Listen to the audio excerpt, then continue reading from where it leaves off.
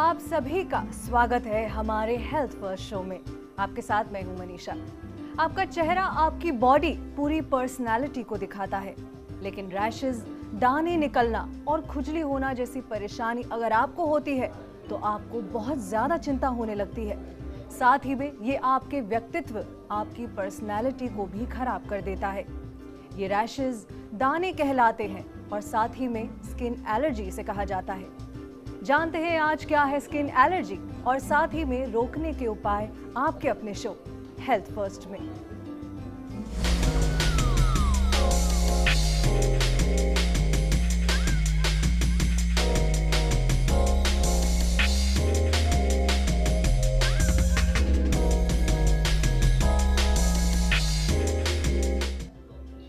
दोस्तों, त्वचा की एलर्जी यानी कि स्किन एलर्जी कई तरह से आपको परेशान कर सकती है। लाल रंग के चकत्ते, रैशेस, काले धब्बे, फुंसियां और दाग, पिगमेंटेशन एक आम बीमारी है। अगर सही समय पर एलर्जी का ध्यान न रखा जाए तो ये बहुत ही बड़ा रूप ले सकती है और आपके लिए मुसीबत का सबब बन सकती है। आपकी इन्हीं समस्याओं को सुलझाने के लिए आज हमारे साथ हमारे स्टूडियो में मौजूद हैं डॉक्टर यूएस अग्रवाल जी। डॉक्टर साहब, बहुत बहुत स्वागत है आपका हमारे इस कार्यक्रम में। धन्यवाद। तो अगर आपको भी स्किन एलर्जी की प्रॉब्लम है और आप बात करना चाहते हैं डॉक्टर साहब से, तो आप हमें कॉल कर सकते हैं। हमारा नंबर टीवी स्क्रीन पर फ्लैश हो रहा है। तो दर्शकों, देर किस बात की है, जल्दी से डायल कीजिए हमारा नंबर या फिर आप हमें मेल भी कर सकते हैं। दर्शकों, डॉक्टर साहब से बात करने से पहले हम आपको एक फुटेज दिखाना चाहते हैं। आइए देखते हैं। त्वचा आपकी खूबसूरती का आईना होती है। आकर्षक दिखने के लिए आप कितने ही जतन करते हैं, लेकिन आपकी स्किन पर एलर्जी हो जाए तो एलर्जी से बचने के लिए आप क्या करते हैं?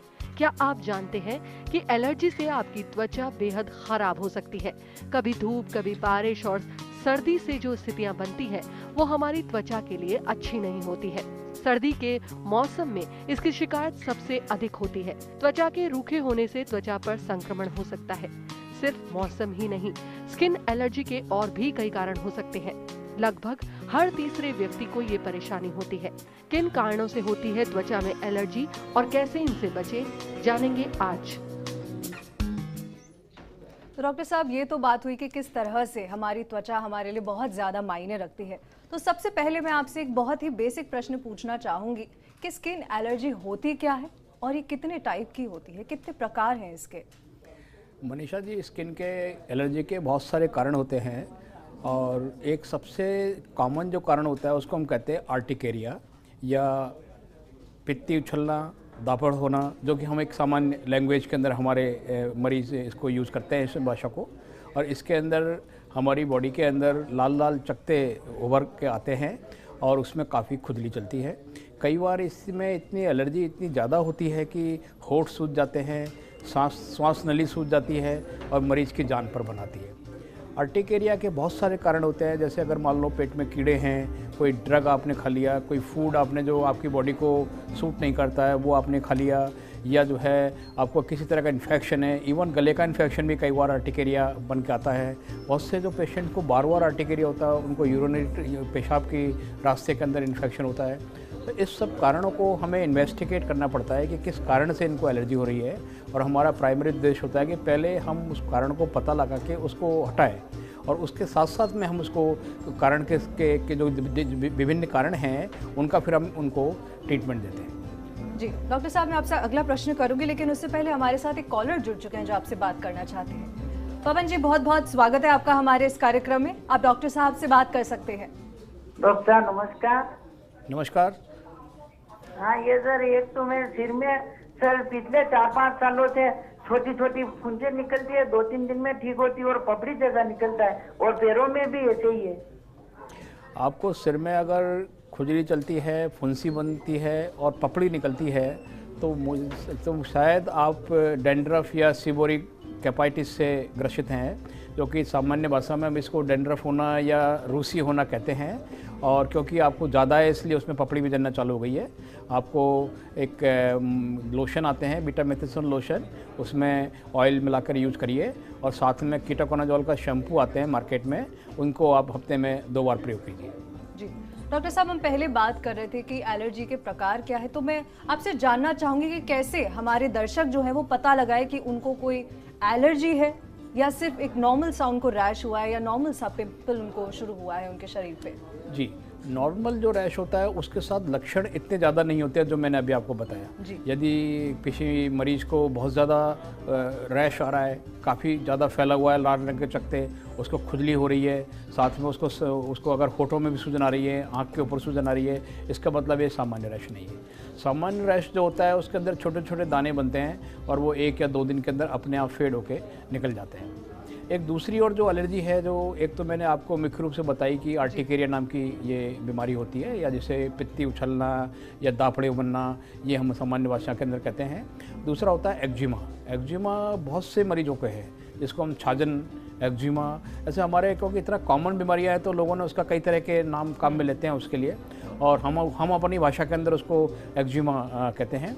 एक्जिमा का मतलब होता है कि किसी भी बॉडी के ऊपर चकत्ते बनना, उसमें खुजली चलना और साथ में छोटे छोटे पानी भरे हुए दाने बनना। इसकी ये टिपिकल है एक्जिमा की परिभाषा के अंदर। और एक्जिमा इतने कारणों से हो सकता है, जैसे कॉन्टैक्ट एक्जिमा। कॉन्टैक्ट मतलब किसी चीज़ के संपर्क में आने से एक्जिमा। अब मैं आपको उदाहरण दूँ, मान लो घड़ी पहनी हुई है, हमें मेटल से एलर्जी है, तो जहाँ जहाँ घड़ी पहनते हैं जिस जगह की टच होगी उसी जगह से एक्जिमा बनना चालू हो जाएगा। इसी तरह से महिलाएं ऑर्नामेंट्स पहनती हैं, कॉस्मेटिक्स लगाती हैं, सिंदूर, बिंदी एंड वॉट एवर ऑर्नामेंट्स काम में लेते हैं, उनमें अगर मेटल की एलर्जी है तो इन सबसे उसको एलर्जी हो सकती है। हम क्लोथ्स पहनते हैं, उनसे एलर्जी हो जाती है। इवन जो है शू मटेरियल से एलर्जी होती है। क्या नहीं हो सकता, जो वर्ल्ड के अंदर जो भी अंडर द अर्थ जो भी है उस सबसे यू कैन हैव एलर्जी। तो ऐसे एलर्जी टेस्ट के लिए उनके लिए हम टेस्ट करते हैं। उनके पर्टिकुलरली हमारी एक सीरीज़ है एंटीजेंस की, जिसको हम पीछे पीठ के ऊपर लगा देते हैं उन एंटीजेंस को, और 48 घंटे के बाद देखते हैं कि उस जगह रिएक्शन हुई है क्या, और उससे हम अनुमान लगा ले सकते हैं मोस्ट लाइकली इस मरीज को इस कारण से एलर्जी है। जी डॉक्टर साहब, यहाँ पर एक और कॉलर जुड़ चुके हैं हमारे साथ। देव जी हैं नीम का थाना से, जो आपसे बात करेंगे। देव जी, बहुत बहुत स्वागत है आपका हमारे इस कार्यक्रम में। आप डॉक्टर साहब से अपना सवाल कीजिए। जी देव जी, अपना सवाल पूछिए आप।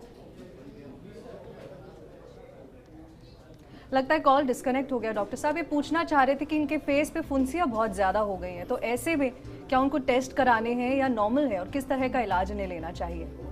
फेस पर फुंसियाँ अगर बहुत ज़्यादा हो रही है तो शायद वो एक्नी से ग्रस्त हैं। एक्नी मतलब जो मुहासे कहलाते हैं अपने सामान्य भाषा के अंदर, और इनके अंदर टेस्ट की ज़रूरत ही होती है। हमारे जो स्किन की प्रॉब्लम्स होती है उसमें से 90% बीमारियों को हम बिना टेस्ट के केवल आंखों से देखने से डायग्नोसिस कर सकते हैं।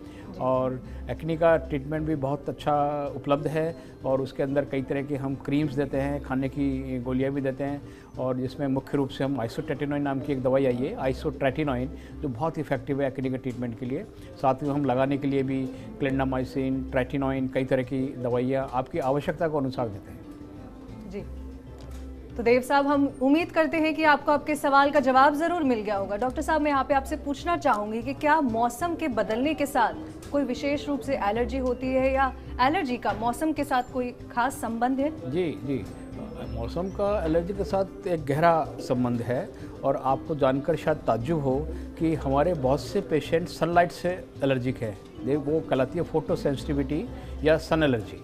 और सन एलर्जी के अंदर जो पेशेंट के खुले भाग होते हैं, जैसे कि मान लो फेस के ऊपर, गर्दन के ऊपर वाले भाग पर, या अपने जो आर्म्स हैं उनके आउटर साइड के अंदर, या बाहर के हिस्से के ऊपर छोटे छोटे दाने बनना, खुजली होना और लालपन आना, और ये तो ही सन एलर्जी। जो इस सन एलर्जी में भी मौसम के अनुसार चेंज में होता है। जैसे एक पेशेंट को हो सकता है गर्मी में एलर्जी नहीं हो सन से, लेकिन सर्दी के अंदर क्योंकि अल्ट्रावायलेट रेज का डिफरेंट स्पेक्ट्रम आ रहा होता है अर्थ पे, तो उनको सर्दी में स्टार्ट हो जाती है एलर्जी होना। एक दूसरा जो कॉमन जो मौसम से रिलेटेड जो एलर्जी है वो है फाइटोडर्मेटाइटिस। Phyto means plants. बहुत से पेशेंट्स को प्लांट्स से एलर्जी है। आपने कभी नाम सुना हो कभी प्लांट एलर्जी के अंदर, पार्थेनियम नाम का एक प्लांट है जो कि बहुत कॉमनली हमारे घरों के आसपास के बाहर पे गार्डन्स में, नालों के आसपास में मिलता है, और इसको गाजर ग्रास भी कहते हैं। और इसके जो पोलन्स होते हैं उनसे भी जो है उड़ के हवा से लगती है और एक पर्टिकुलर मौसम के अंदर ही फिर वो उनके पोलन्स निकलते हैं। बहुत से प्लांट्स हैं जिनके कि पोलन्स एक पर्टिकुलर मौसम में निकलते हैं, तो उसी जिस प्लांट से पेशेंट को एलर्जी है उसी मौसम के अंदर फिर उसको वापस एलर्जी होगी। जैसे मैं आपको अभी आर्टिकेरिया बता रहा था, आर्टिकेरिया के अंदर भी एक पर्टिकुलर मौसम के अंदर ही पेशेंट को एलर्जी हो सकती है अगर पोलन से एलर्जी है। जी डॉक्टर साहब आगे बढ़ेंगे, लेकिन उससे पहले हमारे पास एक और कॉलर जुड़ चुके हैं। धर्मेंद्र जी हैं टोंक से, जो आपसे बात करना चाहते हैं। धर्मेंद्र जी, बहुत बहुत स्वागत है आपका हमारे इस कार्यक्रम में। आप डॉक्टर साहब से बात कर सकते हैं। जी अपना सवाल पूछिए। नमस्ते डॉक्टर साहब। नमस्ते। मैं ये पूछना चाह रहा था, मेरी मदर की एज है 55 ईयर्स से, उनके 8-10 साल से मतलब वो हो रहे हैं दांत पीछे बैक साइड में, उनके मतलब वो लाल लाल धब्बे भी हो जाते हैं और क्या नाम से उनके जैसे ही दवाई लगाती है, वेलवेट ट्यूब भी लगाई थी, होम्योपैथी में भी इलाज चलाया है और वो मिट जाते हैं, लेकिन वापस से बहुत ज़्यादा हो जाते हैं। बैक के ऊपर उनके ऊपर के हिस्से पे है या नीचे के हिस्से पर है? सर बम पे है और नीचे तक फैल गया अभी है। तो आपको शायद आपकी मदर को फंगल इन्फेक्शन है। फंगल इन्फेक्शन एक तरह का फंगस होती है, उसके कारण होती है, और उसमें जो आप ट्यूब का नाम बता रहे हैं उसमें स्टेरॉयड होता है, तो वो प्रयोग नहीं करिए। एक मार्केट के अंदर प्योर एंटी फंगल क्रीम्स आती है, क्लोट्राइमेजोल, कीटाकोनाजोल क्रीम्स, आप वो प्रयोग कीजिए। और खाने में भी आप कीटाकोनाजोल की टैबलेट आती है, वो कामिल है। ये जितनी भी आप ट्यूब्स बता रहे हैं जिसके अंदर स्पेशली जिनमें स्टेरॉयड है, बीटामेथासोन, इस तरह की क्रीम काम में मत लो। उससे एक बार तो टेम्परेरी ठीक हो जाएगा, लेकिन वो धीरे धीरे वो आगे बढ़ता रहेगा। तो धर्मेंद्र जी, आपको डॉक्टर साहब ने ट्यूब का नाम बता दिया है जिससे आपकी माँ, हम उम्मीद करते हैं कि जल्दी उनकी एलर्जी दूर हो जाएगी। हमारे अगले कॉलर जी मिथिलेश जी हैं जो आपसे बात करना चाहते हैं। मिथिलेश जी, बहुत बहुत स्वागत है आपका हमारे इस कार्यक्रम में। आप डॉक्टर साहब से बात कर सकते हैं। हेलो। हाँ सर जी पूछिए। हाँ मेरे क्या मतलब, हेलो जी पूछिए, अपना सवाल पूछिए।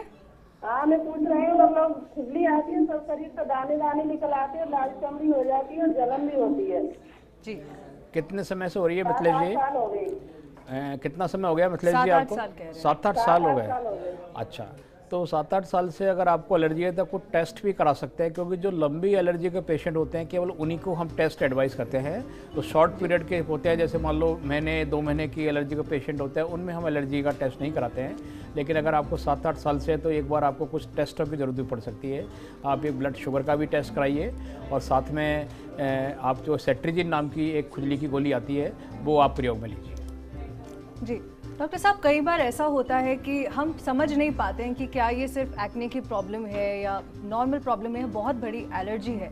तो क्या शुरुआती लक्षण होने चाहिए? जैसा कि अभी हम बात कर रहे थे कि काफ़ी लंबे समय तक अगर आपकी एलर्जी चल रही है तो आपको टेस्ट कराना है। तो क्या शुरुआती लक्षण है एलर्जी के? शुरुआती लक्षण जो एलर्जी के मोस्टली पेशेंट होते हैं उनके अंदर छोटे छोटे दाने बनना, पूरी बॉडी के ऊपर खुजली होना, लाल होना। कई लोगों को इतना ज़्यादा एलर्जी होती है कि उनको अपने नाखूनों से खुजली करते करते उनके अंदर घाव तक बना लेते हैं। तो ये सब जो लक्षण होते हैं ये अगर लंबे समय से है तो ये एक कारण कोई अंदर की खराबी का भी हो सकता है। जैसे मान लो बहुत से पेशेंट्स को डायबिटीज़ भी हो सकती है, डायबिटीज़ का भी एक लक्षण होता है। कुछ ऐसे अंदर के जो पेट के विकार हैं, कुछ ऐसे मैलिग्नेंसी भी है, जो कैंसर नाम की बीमारियां हैं, उनके अंदर भी इस तरह का लंबा लक्षण हो सकता है। तो अगर बहुत समय से आपको खुजली चल रही है तो उसको आप ध्यान दें उसके ऊपर, इसको इग्नोर नहीं करें और उसका आप पूरा ट्रीटमेंट लें, टेस्ट कराएँ और उसी के अनुसार, टेस्ट की रिपोर्ट के अनुसार ही फिर हम आपको आगे ट्रीटमेंट एडवाइस करेंगे।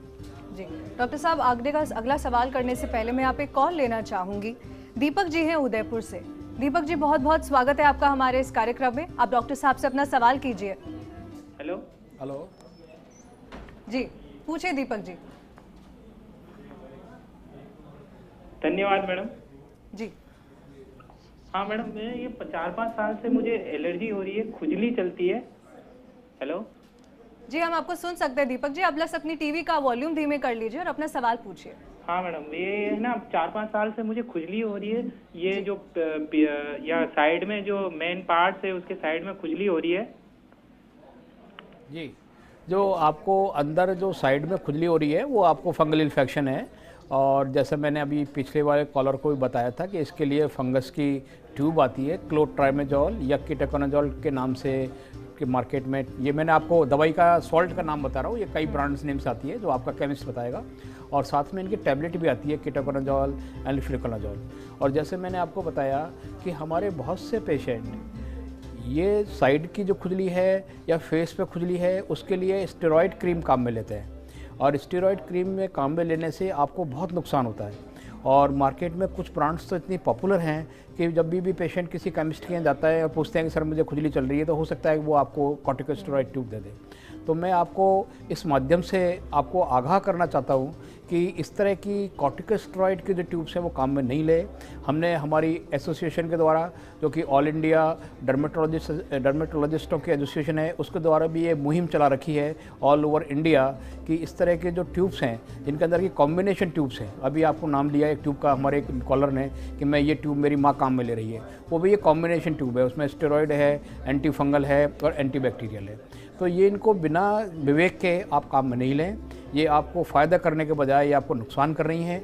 आप बेहतर ये है कि जो आपको पर्टिकुलर बीमारी है उसी से कंसर्न दवाई लीजिए, बजाय कि आप मिक्स तरह की ट्यूबें लेते हैं। और विशेष तौर पर कॉर्टिकोस्टेरॉइड के जो ट्यूब हैं, जो मैं कुछ आपको नाम बताता हूँ सॉल्ट्स के, जैसे बीटामेथासोन, क्लोबिटासोल, मोमेटासोन, ये सब बहुत तरह के नाम से आती है मार्केट के अंदर। ये तो मैं आपको एक सॉल्ट के नाम बता रहा हूँ जो दवाई का नाम है, जो हम जेनरिक नेम कहलाती हैं ये, लेकिन इनकी जो ब्रांड नेम है वो इतने ब्रांड नेम से आती है कि आप कंफ्यूज हो जाएंगे। सो मेरा आपसे निवेदन है कि बिना किसी डॉक्टर को दिखाए हुए, बिना अपनी बीमारी को डायग्नोस किए हुए इस तरह की ट्यूब्स को काम में नहीं लें, ये आपको बहुत नुकसान करती है। और हमारे पास बहुत से पेशेंट्स आते हैं जो कि कॉर्टिकोस्टेरॉइड अब्यूज़ कहलाती है ये, तो प्लीज़ इनको आप काम में नहीं लें। बहुत बहुत शुक्रिया डॉक्टर साहब, अब इतनी महत्वपूर्ण जानकारी हमारे दर्शकों तक पहुंचा रहे हैं। वैसे दर्शकों, यहाँ टाइम हो गया है एक छोटे से ब्रेक का, आप कहीं जाइएगा नहीं। ब्रेक के बाद हम बात करेंगे किस तरह की सावधानियां आपको बरतनी है स्किन एलर्जी से बचने के लिए। तो यहाँ हम लेते हैं एक छोटा सा ब्रेक।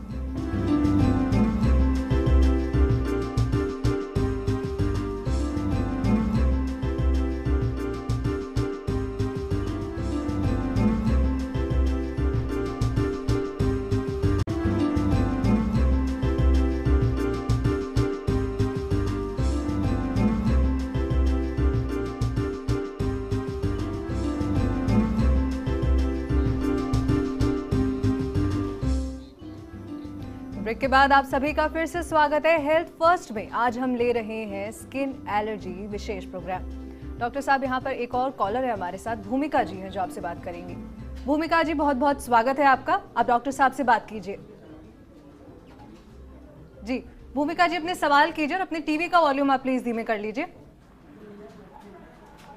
मैडम, मेरे पूरे शरीर पे है ना बारीक बारीक फुंसियाँ बनती हैं और फिर वो है ना बड़ी होके चक्के से बन जाते हैं। आपको कितने समय से हो रही है भूमिका जी ये फुंसियाँ? ये मुझे करीब 2 साल से तो रेगुलर ही है, कभी मिटती नहीं है। जी जी, तो आपको अगर 2 साल से एलर्जी है और छोटी छोटी फुंसी बनती हैं तो बीटामेथासोन लोशन को कोकोनट ऑयल के साथ मिला के लगाइए और साथ में सेट्रिजिन की गोली खाइए। आपको थोड़े से लंबे समय तक ये करने से धीरे धीरे आपकी ये एलर्जी ठीक हो जाएगी। जी डॉक्टर साहब, हमारे आखिरी कॉलर जितेंद्र जी हैं। जितेंद्र जी, बहुत बहुत स्वागत है आपका, आप डॉक्टर साहब से बात कर सकते हैं। हेलो हेलो, नमस्कार डॉक्टर साहब। नमस्कार। सर जितेंद्र बोल रहा था टॉट से। हाँ जी, बोलिए। सर मेरे क्या है, नाक और मुंह और ठोड़ी के आसपास छोटे छोटे दाने हो जाते हैं, फिर उसमें से पस निकलने लगता है सर, पस निकलने लगता है, मवाद निकलने लगता है सर, नाक मुंह और ठोड़ी पर से। ओके, आपके केवल नाक पे और ठोड़ी पे फुंसियाँ होती हैं तो मोस्ट लाइकली आपको एक्नी नाम की जो मुहासे नाम की बीमारी है। कई बार ऐसा होता है कि एक्नी पूरे फेस पे होती है, कई बार हमारे पीठ पे होती है, कई बार हमारे आर्म्स के ऊपर होती है और कई बार लिमिटेड होती है बैक के ऊपर या ठोड़ी के ऊपर या नाक के ऊपर। तो आपको जो है एक एंटीबायोटिक क्रीम क्लिंडामाइसिन नाम से आती है मार्केट में, और साथ में आइसोटेटिनोइन, उसको 20 मिलीग्राम की एक दिन छोड़कर एक दिन खाइए आप। जी डॉक्टर साहब, हम कई बार देखते हैं कि अगर किसी को स्किन पर एलर्जी होने लगती है, जो रोगी है वो खुद ही इलाज करने लगते हैं, खुद ही क्रीम लगाने लगते हैं, तो कितना हानिकारक हो सकता है और क्या क्या समस्याएं हो सकती है? ऐसे बिना नहीं, खुद prescription के? से इलाज करने से तो मनीषा जी हमेशा हमें संभावना रहती है कि हम अपने आप को नुकसान पहुंचाएंगे। जो हमने आपको टीवी के माध्यम से भी बताया है, जो हमने सलाह दी है, वो एक तात्कालिक उपचार के तौर पर आपको एक जनरल सलाह दी है और हमेशा अपने चिकित्सक को दिखा के ही दवा लेनी चाहिए। और आपको एक जस्ट एक आइडिया लगता है कि मुझे इस तरह की बीमारी हो सकती है और मैं यहाँ इलाज लेने से मैं ठीक हो सकता हूँ या मेरी डायरेक्शन ये है इलाज की, लेकिन हमेशा हमें जो भी सलाह लेनी है वो चिकित्सक से और विशेषज्ञ से राय लेकर ही अपने को इलाज लेना चाहिए। सेल्फ मेडिकेशन या अपने आप इलाज कभी नहीं करना चाहिए। जी डॉक्टर साहब, स्किन की समस्या होती है तो सुनने को मिलता है कि ऐसे समय में खाने में बहुत ज़्यादा सावधानी बरतनी चाहिए। जो ऑयली फूड है, चिकनाई जिनमें होती है, वो खाना हमें खास तौर पर अवॉइड करना चाहिए। तो ऐसे में स्थिति में रोगी को क्या करना है और कितना सही है ये बात? नहीं, मैं इसमें जो फूड एलर्जी या फूड का रेस्ट्रिक्शन है उससे मैं बहुत ज़्यादा इस चीज़ को मैं अपने मरीजों को डिस्करेज करता हूँ। उनको कभी भी ये सलाह नहीं देता हूँ कि आपको पर्टिकुलरली हर बीमारी के अंदर ये खाना बंद कर देना चाहिए, क्योंकि जितना हम सोचते हैं, हमारी एक साइकी है कि जब फूड का क्या कोई बहुत बड़ा रोल है और हमें परहेज़ ज़रूर करना चाहिए खाने से। हमारी स्किन की बीमारियों में 90% से 95% बीमारियों के अंदर डाइट का कोई रोल नहीं है। मैं स्पष्ट तौर पर कह रहा हूँ आपको कि 90 to 95% बीमारियों के अंदर फूड का कोई रोल नहीं है। जो सामान्य फूड हम हमारे परिवार के लोग खाते हैं वही हमें खाना चाहिए, लेकिन ये मैं ज़रूर आपको सलाह दूंगा कि एक्सेसिव या बहुत ज़्यादा कोई चीज़ नहीं खाइए। जैसे आपने ऑयली फूड का एग्जांपल दिया, तो नॉर्मली जो हमारे घर के अंदर ऑयली फूड्स बनते हैं वो हम खा सकते हैं, लेकिन ज़्यादा एक्सेसिव मत खाइए। एक्सेसिव मिल्क भी मत लीजिए। एक्सेसिव जो है या बहुत ज़्यादा आप ऑयली फूड या मीठा फूड ये सब अवॉइड करना चाहिए। बाकी जो सामान्य तौर पर आपके परिवार के लोग खाते हैं वो सब आप नॉर्मल तौर पर ले सकते हैं, क्योंकि परहेज़ करना एक बहुत बड़ी समस्या है। अगर मान लो आपसे कहे कि एक पर्टिकुलरली चीज़ बंद कर देती है तो आपको कार्विंग होती है, आपकी इच्छा करती है कि मैं यही चीज़ खाऊं, और आपके परिवार वाले ही परेशान रहते हैं कि भाई तूने ये खा लिया इसलिए तुमको वापस हो गया। तो इस तरह की धारणा को से हमें दूर रहना चाहिए। और मैं आपको फिर सलाह दूंगा कि फूड को इतने ज़्यादा इंपॉर्टेंस मत दीजिए। जितना बैलेंस्ड डाइट, अच्छी डाइट हम खाते हैं, including fruits, vegetables, green vegetables, वो सब हमें, चाहे बीमार हैं तो भी हमें खाने चाहिए। डॉक्टर साहब, सर्दी का मौसम आ रहा है तो जाहिर सी बात है कि हमारी स्किन जो है वो रूखी होती चली जाती है। तो इस मौसम में हमें किस तरह की क्रीम लगानी है या किन किन पदार्थों का इस्तेमाल करना है ताकि हमारी त्वचा हमेशा खिली रहे?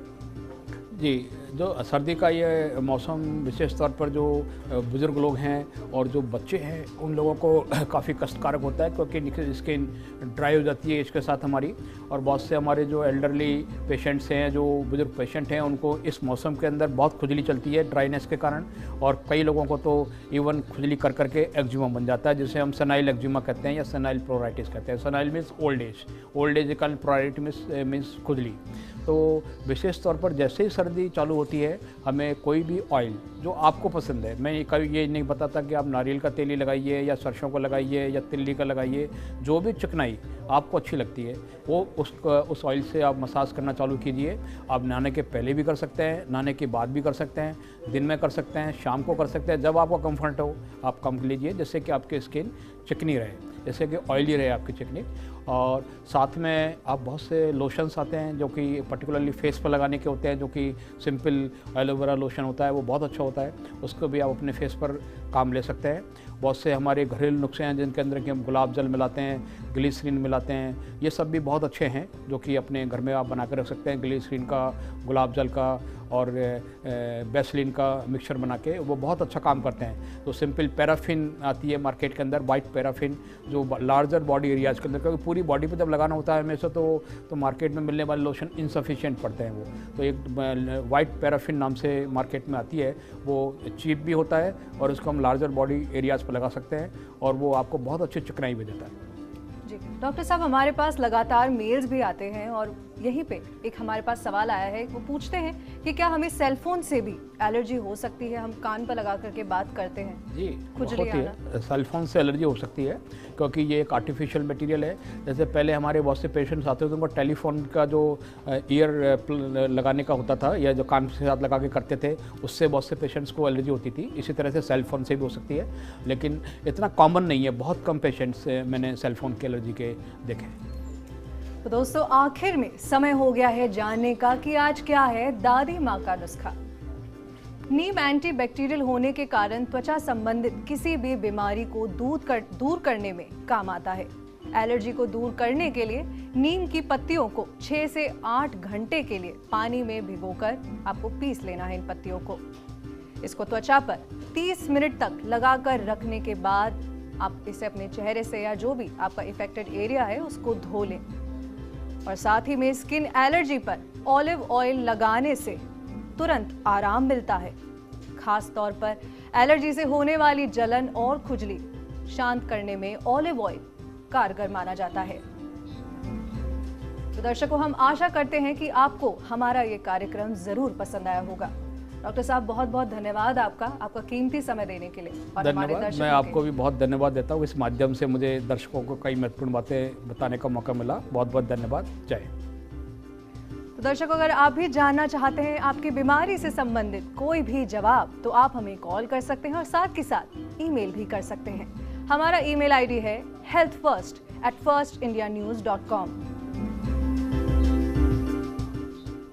अगले शनिवार आपसे फिर होगी मुलाकात। तब तक के लिए हमें दीजिए इजाजत। अपना ख्याल रखिएगा। नमस्कार।